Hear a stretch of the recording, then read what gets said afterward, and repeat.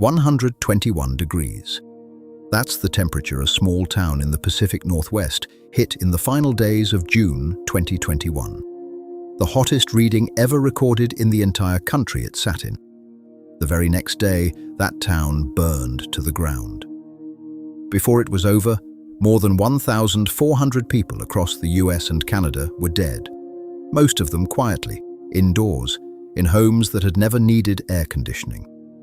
Tonight, a ridge of high pressure is building over that exact same ground, and forecasters are once again using the word record. So we're going to ask the hard question directly and answer it with actual numbers instead of fear.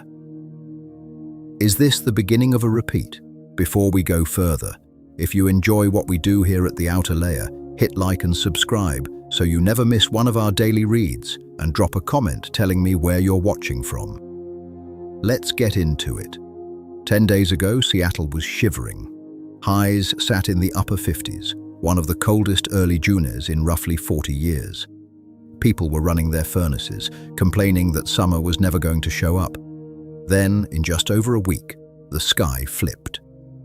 The National Weather Service put one sentence into its forecast: that's the reason we're here tonight. Record high temperatures are likely. Not possible, not a slight chance. Likely. And here's where this gets genuinely unsettling. The same ground that was flirting with record cold 3 weeks ago is now forecast to climb into the upper 90s, with triple digits possible by Monday as offshore flow peaks. That's not a gentle swing, that's a violent reversal. And reversals like that don't come from nowhere. Now here's the detail almost nobody outside the meteorology world is talking about. A veteran Pacific Northwest forecaster, someone who spent decades inside the National Weather Service in Seattle, looked at this week's model runs and said something that should make you sit up. The mid-level atmospheric anomalies right now are sitting in similar territory to 2021. The only thing missing, he said, is the historic upper-level ridge that turned the 2021 heat dome into a killer.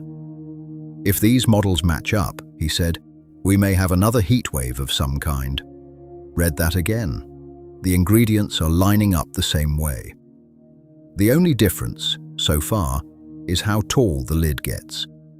So let's build the comparison properly, because the gap between uncomfortable weekend and deadliest weather event in a region's history is not about one number on a thermometer. It's about 3 things hiding underneath it. First, the mechanism. A ridge of high pressure parks over Washington and Oregon like a lid on a pot. Sinking air warms as it descends, clearing out the marine layer that normally keeps Seattle and Portland cool. Then a small coastal low reverses the wind, pushing hot interior air out toward the ocean instead of cool ocean air in. The moment that offshore flow sets up, the region's last natural air conditioner, the cold Pacific, gets switched off. This weekend, that exact mechanism is forecast to fire. In 2021, the same mechanism ran, but the ridge above it was in a category forecasters had never seen. The models were printing numbers so extreme that meteorologists initially thought their guidance had broken. It hadn't. Lytton, British Columbia hit 121 degrees Fahrenheit, the hottest temperature ever recorded anywhere in Canada, and burned down the next day. Portland hit 116 degrees Fahrenheit, shattering a decades-old record by 10 degrees. Seattle hit 108 degrees Fahrenheit, its hottest day ever, in a city where most homes had never owned an air conditioner. Scientists later calculated the event was made at least 150 times more likely by climate change. And one study found the heat dome itself was 34% larger and lasted 59% longer because of it. This weekend's peak, by contrast, is forecast in the low to mid-90s, possibly touching 100, a real gap below 2021's catastrophe. If the story ended there, the answer would be a flat no. But it doesn't end there, because the people who died in 2021 didn't die from one number on a thermometer. They died from when the heat came, how warm the nights stayed, and how unprepared their bodies were. And every one of those three factors is still loaded tonight. Hinge 1. The nights. In 2021, temperatures stayed dangerously high even after dark. Bodies never got a chance to recover, so heat compounded day after day. This weekend's overnight lows are forecast in the mid-50s to lower 60s. That's a body's reset button. It's the single most reassuring number in this whole forecast. Hinge 2. The timing. It's mid-June.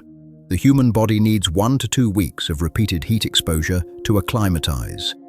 Heart efficiency improves, sweat response sharpens. After a cold start to the month, the Northwest's population has built none of that. A 91-degree day in June lands on bodies still calibrated for winter, the same way it did right before 2021. Hinge 3. The geography. This is a region built, physically and psychologically, around being cool. Most homes have no AC. A temperature that's a shrug in Phoenix becomes a moderate to major heat risk designation here, especially in inland valleys like the lower Chehalis, where the offshore flow strips the marine air away first and the heat just sits.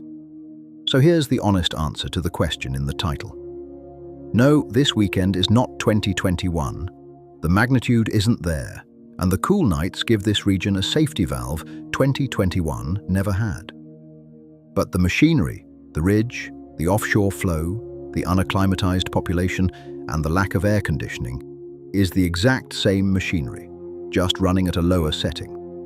And a forecaster who lived through 2021 is already telling people to pay attention to how closely the upper atmosphere signals are matching up. The real question isn't whether this weekend repeats 2021. It's how much stronger this ridge would need to get before it does, and whether, with a marine heatwave already sitting offshore and ocean temperatures running record warm up and down the coast, the next ridge that builds over this exact ground might not stop where this one does.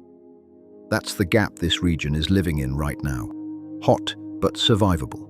Standing one notch below the line that, 5 years ago, killed 1,400 people in a week. If this kind of breakdown is useful to you, hit subscribe and let me know in the comments. Do you think this region is more prepared now than it was in 2021? Or are we one bad ridge away from this happening again?